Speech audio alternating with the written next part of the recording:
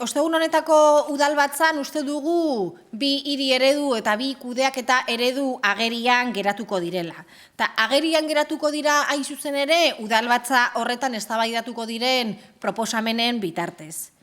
Dakizuen bezala, EH Bilduren lehentasun nagusietako bada abiadurabiko Bilbo honekin bukatzea. Hau da, hiriaren erdigunea eta auzoen artean dagoen desoreka horrekin bukatzea. Eta azkeneko egunetan desoreka honen adibide oso argiak ikusi ahal izan ditugu. Alde batetik, Zorrotzan, azkeneko egunetan gertatu den eraso matxistarena. Eraso matxista hau gertatu den tokia, 2011 urtetik, hiri debekatuaren mapan detektatua dago. Hau da, 2011 urtetik Bilboko udaletxeak identifikatua dauka punto hau. Baina mapa hau, 2011 urtetik, kajoi batean sartuta dago. Eta EH Bilduk 2012 urtean, mapa honetan identifikatuak dauden puntu hauek gainditzeko edo hobetzeko plangintza bat proposatu zuen udalbatzan. Eta bai EAJak eta bai Alderdi Popularrak aurka bozkatu zuten. Eta gainera, puntu hau identifikatuta dago oso eremu zehatz batean kokatua dagoelako. Eta leku hori da Lalanda izeneko Zorrotzako eremu bat, oso degradatua dagoena, eta hain zuzen ere, EH Bilduk beste oposizioko udal taldeekin eremu honetan interbentzio hau beharrezkoa dela mahai gaineratuko dugu datorren udalbatzan. Eta Zorrotzakoak ez ezik, Iralako bizilagunak ere, bigarren mailako bizilagunak dira Bilboko udaletxearentzat, PNV eta Alderdi Sozialistarentzat, 3 urtez jasaten ari dira hain zuzen ere eremu horretako obrak, eta segurtasun arazoak dituzte obra hauengatik baita ere. Horregaitik, EH Bilduk beste talde batzuekin batera, proposamen bat eramango du datorren osteguneko udalbatzara, obra hauen bukaera data bat eskatuz. Eta obra hau bukatuta bertan egin behar diren urbanizazio lanetan, auzoko bizilagunen iritzia kontutan hartzeko helburuarekin. Beraz, ikusten dugun bezala, gauzak auzoetan oso astiro doaz. Udaletxeak ez dauka beraientzat ez dirurik, ez borondate politikorik, baina hiriaren erdigunean kontrakoa gertatzen dela ikusten dugu. Udal honetako agintariak itxututa daude denda marka garrantzitsuekin, eta alfombra gorria jartzen diete Bilbon ezarri daitezen.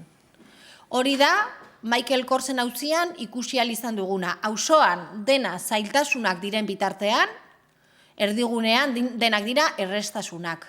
Araudia bete gabe egin behar bada ere. Eta hori da Michael Korsen auzian ageria geratu dena eta guk osteguneko udalbatzan salatuko duguna. Ondarearen batzordeak funtzio badauka, eta funtzio hori da ondare arkitektoniko eraikia babestea, eta helburu hori berreskuratu behar du.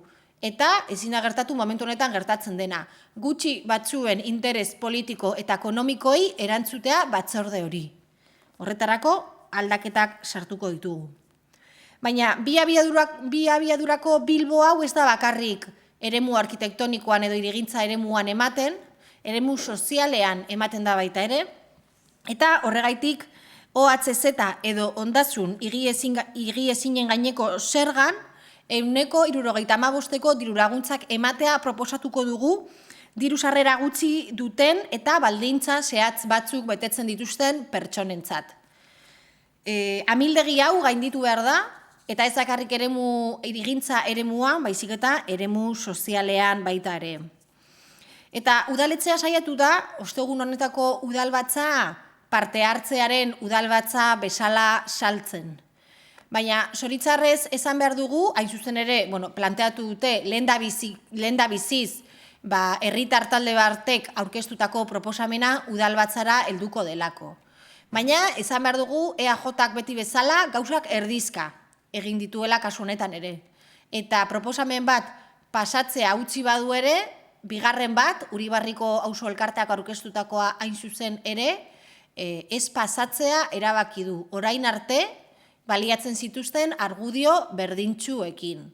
Beraz, aurpegia zuritzeko egin duten zerbait izan da EAJaren jokaldi hau, eta lan asko dago oraindik egiteko benetan benetazko parte hartze bat udalbatza honetan ziurtatu ahal izateko. Beraz, ez dezatela aurpegia garbitu eta benetazko parte hartze baten norabidean aurrera pausuak emateko plangintza bat zehaztu izatela behin betikoz.